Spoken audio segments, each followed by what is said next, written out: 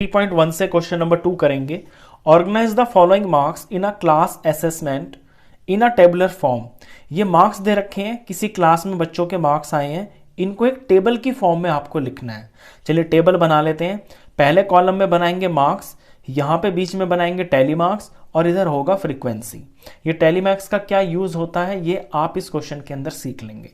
तो जो मार्क्स है यहाँ पे वो 1 से लेके और 9 तक हैं। तो 1 2 3 4 5 6 7 8 9 इस तरह से मैंने यहाँ पे मार्क्स लिख लिए हैं। और 1 कितनी बार आया है वो मुझे यहाँ पता चलेगा, 2 कितनी बार आए हैं वो मुझे यहाँ पे पता चलेगा। अब टैली मार्क्स का यूज कैसे करते हैं वो देखिए टेबल में। देखिए मैंने पहले बच्चे से पूछा कितने मार्क्स है, उसने बोला 4।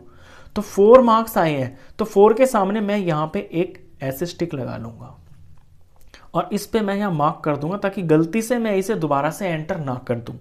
सेकंड में देखा मैंने 6 है, तो 6 के सामने मैं एक स्टिक लगा लूंगा। ये टैली मार्क्स एक तरह का रफ काम होता है। 6 की एंट्री होगी, ये मैं मार्क कर लेता हूँ। 7 के सामने स्टिक लगा ली, एक मार्क कर दिया। 5 के सामने लगा ली स्टिक, ये मार्क कर दिया। 3 के सामने लगा दिया, ये मार्क कर दिया। 5 के सामने यहाँ स्टिक लग गई। 4 के सामने यहाँ पे लगा दिया। फिर 5 आया, फिर यहाँ पे लगा दिया। फिर 2 आया, 2 की यहाँ पे लगा दी। फिर 6 की एंट्री 6 के सामने कर दी। फिर 2 आया, 2 की एंट्री 2 के सामने, सॉरी ये गलत हुआ, मिटा देते हैं। तो 2 की एंट्री 2 के सामने। 5 की एंट्री 5 के सामने। फिर 1 आया, 1 की एंट्री 1 के सामने। फिर 9 आया, 9 की एंट्री 9 के सामने। फिर 6 आया, 6 की एंट्री 6 के सामने। फिर 5 आया, 5 की एंट्री 5 के सामने। अब 5 के सामने 4 स्टिक्स हो गई हैं। तो जब आपकी 5वीं स्टिक लगेगी तो उसे ऐसे डायगोनल में बनाना आप, ये इससे पेयर बन जाता है। 8 के सामने एंट्री होगी। 4 की एंट्री 4 के सामने होगी। 6 की एंट्री 6 के सामने होगी और 7 की एंट्री 7 के सामने होगी। ये एक तरह का रफ काम होता है। चलिए अब हमें यहीं से देख के पता चल जाएगा, इन स्टिक्स को काउंट करके बता देंगे हम कि हमारा यहाँ पे फ्रीक्वेंसी में क्या आंसर आएगा। तो 1 मार्क्स में मैं देख रहा हूँ कि 1 स्टिक है, तो 1 ही हो गया। 2 मार्क्स 2 बच्चों के आए। 3 मार्क्स 1 स्टिक है तो 1। 4 मार्क्स में 3 स्टिक है तो 3। और यहाँ पे 5 के लिए 5 स्टिक्स है, ये पूरा पेयर बन रहा है, 5 का जोड़ा सेट बनता है इस तरह से ये, तो 5 हो गया। 6 में एंट्री यहाँ पे 4 की है। 7 के लिए 2 है तो 2 आ गया। 8 के लिए 1 है तो 1 आ गया। और 9 के लिए 1 है तो ये 1 आ गया। 5 4 2 1 1। तो ये टैली मार्क्स जो होता है ये पहले आप कर ले, ये रफ तरह का काम होता है, उससे फिर आप यहाँ फाइनल आंसर लिख लें। अब ये तो बना लिया मैंने टेबुलर फॉर्म। आगे कुछ क्वेश्चंस भी है, उन पे ध्यान दीजिए। Which number is the highest, इनमें सबसे बड़ा नंबर कौन है। नंबर यानी कि मार्क्स सबसे ज्यादा क्या है, तो 9 है। सबसे बड़े मार्क्स, सबसे हाईएस्ट नंबर यहाँ पे 9 है। सेकंड देखें, which number is the lowest, सबसे कम नंबर क्या है, सबसे कम नंबर यहाँ पे 1 है, तो लोएस्ट नंबर 1 हो गया। Third, what is the range of the data, इस डाटा की रेंज क्या होगी। अब रेंज होती है हाईएस्ट वैल्यू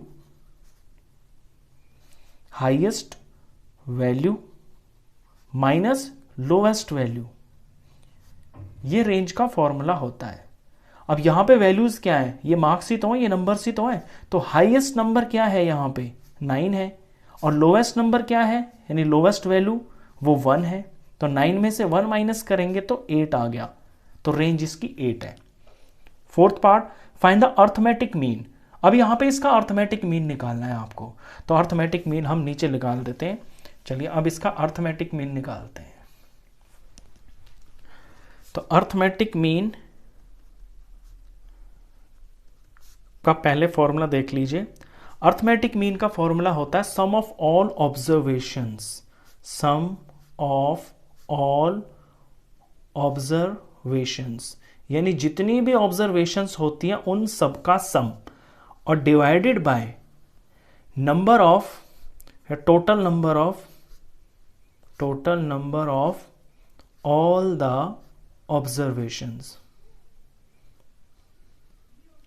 अब ऑब्जर्वेशंस हम किन्हें बोलते हैं, ऑब्जर्वेशंस हम इन्हें तो बोलते हैं। ये जो हमारे यहाँ पे नंबर है 4 6 7 5 3, ये सारे के सारे ये चीज़ें ऑब्जर्वेशंस ही कहलाती हैं। तो जब मैं इनका सम करूँगा तो मैं यहाँ देखने के बजाय मैं इस टेबल के अंदर देख लेता हूँ कि कौन चीज़ कितनी बार है, वो मेरे लिए ज़्यादा आसान रहेगा। या तो मैं ये कर सकता हूँ कि लाइन से इनको प्लस कर दूँ ऊपर, 4 + 6 + 7 + 5।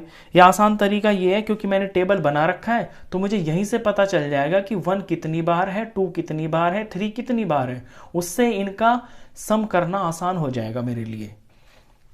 तो सम ऑफ ऑल ऑब्जर्वेशन ऊपर की तरफ मुझे ध्यान से ये नंबर्स लिखने हैं। अब 1 है 1 बार, तो 1 को मैं 1 बार लिख लेता हूँ। यहाँ पे जो 2 है वो 2 बार है, तो यानी कि 2 + 2। जो 3 है वो 1 बार है, प्लस का 3 हो गया। जो 4 है वो 3 बार है, यानी 4 + 4 + 4। 5 टाइम्स ही है, तो +5 + 5 + 5 + 5 + 5, 5 को 5 बार लिख लूँगा मैं।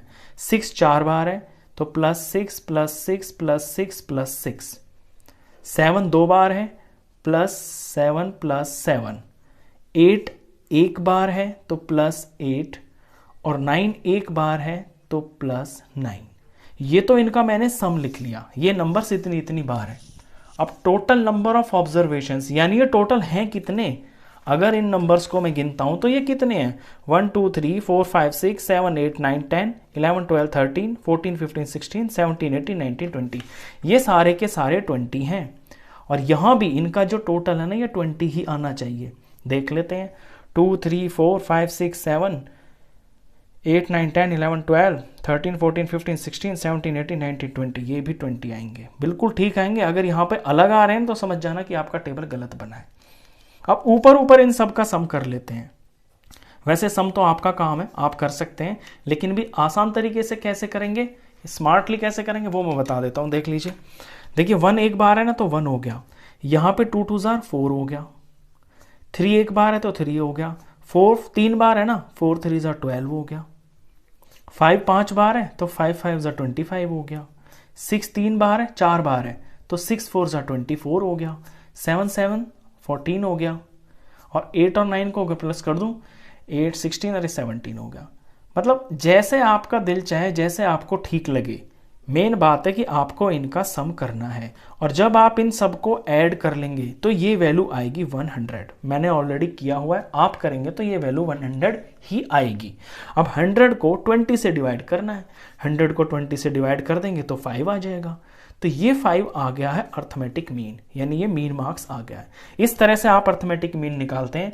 ये फॉर्मूला ध्यान रखना, जितने भी ऑब्जर्वेशंस हैं उनको ऊपर प्लस करना है, और जितनी वो हैं यानी नंबर ऑफ ऑब्जर्वेशंस उससे डिवाइड करना है। डिवाइड करते ही आपका आंसर, क्वेश्चन खत्म।